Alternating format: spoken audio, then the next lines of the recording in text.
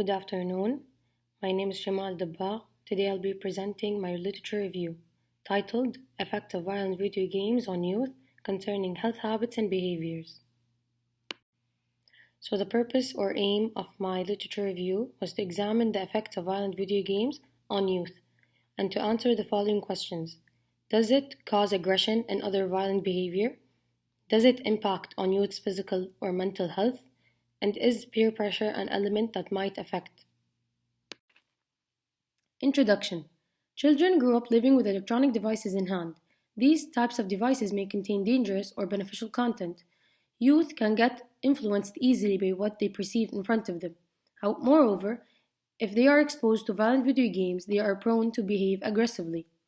Some concerns parents may face when their children might become addicted to gaming is health habits, such as lack of sleep, poor diet, and minimal exercise, and mental issues such as loneliness, negative attitudes, and low self-esteem.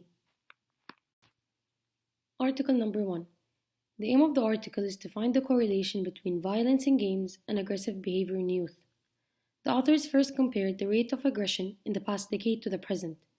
The exponential rate of violence in youth in our present time is not mainly dependent on the games these children play, but primarily from the surrounding environment, and the games the children play is just one of other elements. In conclusion, the study explored that the rate of aggression increased not because of the sole reason of the participation in such games, but because of other variables. Article number 2. The aim of the article was the effects of violence due to peer pressure through video games. The authors hypothesized that the level of aggression is truly based on violent video games. The exaggerated response of peers can powerfully impact others by defining aggressive content as cool. The occurrence in which youth play video games is strongly linked to the child's understandings of video game prevalence among his or her peers.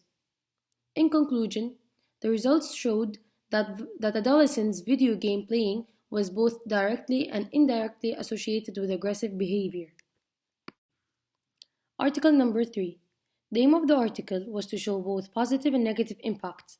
It mainly focused on the positive effects of video games and how it can be beneficial for children. The writers also mentioned that the violence of video games is integrated with the nature of competition. They also analyzed addiction due to the competitiveness of these games can affect their sleep.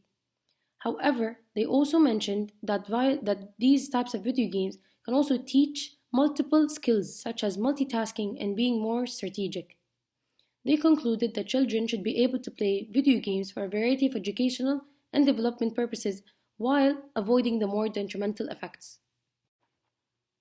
Conclusion. To sum up everything that has been stated, video games that portray cruelty and graphic content can influence children's behavior mentally and physically.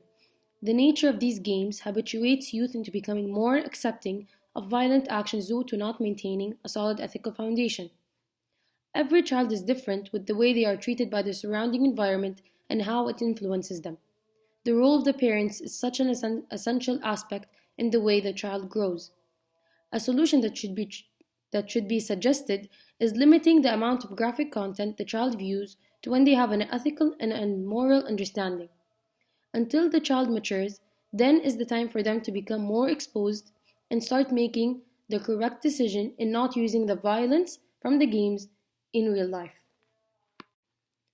These are the 3 references or articles that I used in my presentation and in my literature review. Thank you for your time and attention. This is the time to ask any questions if you have any.